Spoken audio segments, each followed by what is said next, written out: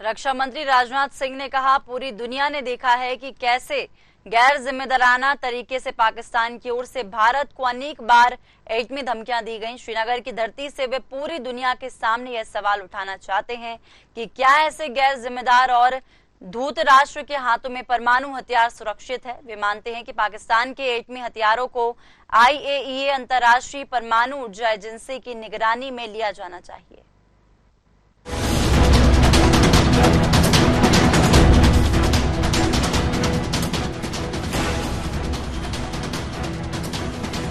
श्रीनगर में सैनिकों के बीच पहुंचे राजनाथ सिंह। भारतीय जवानों के बीच पहुंचे रक्षा मंत्री राजनाथ सिंह ने किया संबोधित। कहा, पाकिस्तान जहां खड़ा होता है वहीं लग जाती है मांगने वालों की लाइन। पाकिस्तान गैर जिम्मेदार और धूर्त राष्ट्र, ऐसे राष्ट्र के हाथ में परमाणु हथियार असुरक्षित। IAEA के रखे पाक के परमाणु हथियार पर नजर। पाकिस्तान IMF के पास कर्ज मांगने गया। भारत देता है IMF को फंड, जिसमें IMF दे सके गरीब देशों को कर्ज। पाक ने भारत के माथे पर किया वार, भारत ने दिए उनकी छाती पर घाव। आज आतंकवाद के खिलाफ भारत की प्रतिज्ञा कितनी कठोर है, इसका पता इसी बात से चलता है कि हमने उनके न्यूक्लियर ब्लैकमेल की भी परवाह नहीं की है। पूरी दुनिया ने देखा है कि कैसे गैर जिम्मेदाराना तरीके से पाकिस्तान द्वारा भारत को अनेक बार एटमी धमकियां दी गई हैं। आज श्रीनगर की धरती से मैं पूरी दुनिया के सामने यह सवाल उठाना चाहता हूं कि क्या ऐसे गैर जिम्मेदार और रोग नेशन के हाथों में परमाणु हथियार सुरक्षित हैं। मैं दुनिया के सामने यह सवाल खड़ा करना चाहता हूं। मैं मानता हूं कि पाकिस्तान के एटमी हथियारों को IAEA international atomic energy agency की निगरानी में लिया जाना चाहिए। मैं ये कहना चाहूंगा और साफ तौर पर कहना चाहूंगा।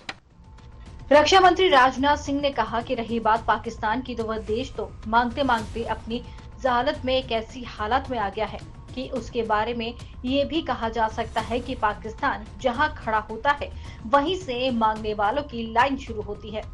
अभी आपने सुना ही होगा कि कैसे वे फिर एक बार IMF के पास कर्ज मांगने गया। वहीं दूसरी तरफ हमारा देश है कि हम आज उन देशों की श्रेणी में आते हैं जो IMF को फंड देते हैं ताकि IMF गरीब देशों को कर्ज दे सके। यही बात पाकिस्तान की, तो उसकी बात ही क्या करूं आपसे। वह देश तो मांगते मांगते अपनी जहालत से एक ऐसी हालात में आ गया है कि उसके बारे में यह भी कहा जा सकता है कि पाकिस्तान जहां भी खड़ा होता है वहीं से मांगने वालों की लाइन प्रारंभ हो जाती है। अभी आपने सुना ही होगा कैसे वह फिर एक बार इंटरनेशनल मॉनेटरी फंड IMF के पास कर्ज मांगने गया।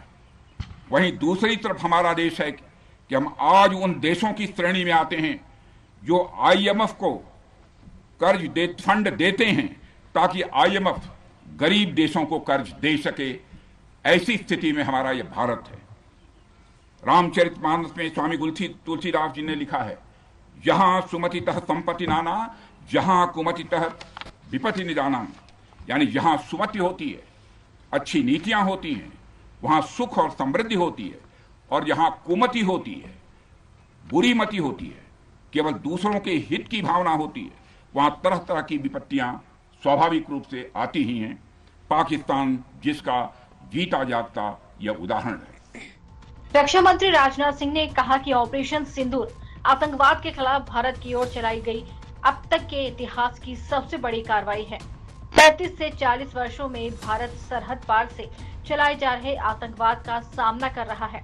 भारत ने पूरी दुनिया के सामने स्पष्ट कर दिया है कि आतंकवाद के खिलाफ हम किसी भी हद तक जा सकते हैं। पहलगाम में आतंकी घटना को अंजाम देकर भारत के माथे पर चोट पहुंचाने का काम किया। भारत की सामाजिक एकता को तोड़ने का प्रयास किया गया। उन्होंने भारत के माथे पर वार किया, हमने उनकी छाती पर घाव दिए हैं।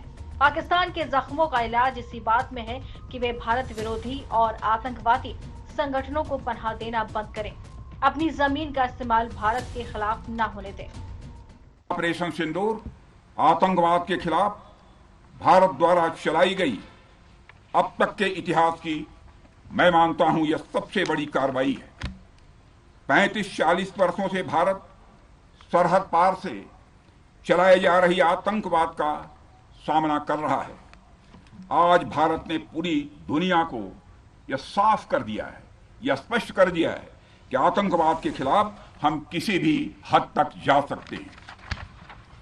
साथियों, आतंकवादियों ने पहलगाम में आतंकवादी घटना को अंजाम देकर भारत के मस्तक पर चोट पहुंचाने की कोशिश की है। भारत की सामाजिक एकता को तोड़ने का भी प्रयास किया गया है। उन्होंने भारत के माथे पर वार किया, हमने उनकी छाती पर वार किया है और छाती पर घाव किया है। पाकिस्तान के जख्मों का इलाज इसी बात में है कि वह भारत विरोधी और आतंकवादी संगठनों को पनाह देना बंद करे और अपनी जमीन का इस्तेमाल भारत के खिलाफ किसी भी सूरत में न होने दे। रक्षा मंत्री राजनाथ सिंह ने कहा कि वे आपकी उस ऊर्जा को महसूस करने आए हैं जिसने दुश्मनों को नेस्तनाबूद कर दिया।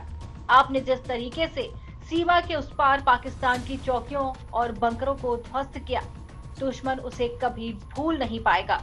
आमतौर पर लोग जोश में होश खो देते हैं, लेकिन आपने जोश में भी होश रखा और सूझबूझ के साथ दुश्मन के ठिकानों को बर्बाद किया। आपकी उस ऊर्जा को महसूस करने आया हूं जिसने दुश्मनों को नष्ट नाबूद कर दिया है। आपने जिस तरीके से सीमा के उस पार पाकिस्तान की चौकियों और बंकरों को आपने ध्वस्त किया, दुश्मन मैं समझता हूं उसे कभी भूल नहीं सकता। आपने देखा होगा कि आमतौर पर लोग जोश में होश खो देते हैं, लेकिन आपने जोश भी रखा, होश भी रखा और सूझबूझ के साथ दुश्मनों के ठिकानों को आपने बर्बाद किया है। भारतीय सेना के जवानों के बीच पहुंचे रक्षा मंत्री राजनाथ सिंह ने कहा कि इस विषम परिस्थिति में आप सबके बीच आकर वे बहुत ही गौरवान्वित महसूस कर रहे हैं। प्रधानमंत्री के कुशल नेतृत्व और मार्गदर्शन में ऑपरेशन सिंदूर के दौरान आपने जो कुछ किया उससे पूरे देश को गर्व से भर दिया है। इन विषम परिस्थिति में आप सबके बीच आज आकर मैं स्वयं को बहुत ही गौरवान्वित महसूस कर रहा हूं। हमारे प्रधानमंत्री माननीय नरेंद्र मोदी जी के कुशल नेतृत्व और मार्गदर्शन में ऑपरेशन सिंदूर के दौरान आपने जो कुछ भी किया है उस पर पूरे देश को गर्व की अनुभूति हो रही है।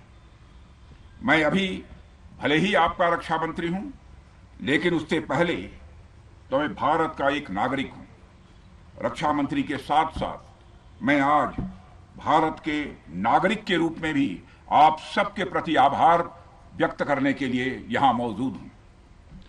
पहलगाम हमले के बाद हमारे जम्मू कश्मीर की जनता ने पूरी एकजुटता के साथ और पाकिस्तान और साथ ही साथ आतंकवादियों के प्रति जिस प्रकार से अपने गुस्से का इजहार किया है, मैं जम्मू कश्मीर की जनता का भी अभिनंदन करता हूं। ऑपरेशन सिंदूर के बाद पहली बार जम्मू कश्मीर पहुंचे रक्षा मंत्री राजनाथ सिंह ने जवानों से मुलाकात की और अपने संबोधन के दौरान जवानों के प्रति आभार भी व्यक्त किया।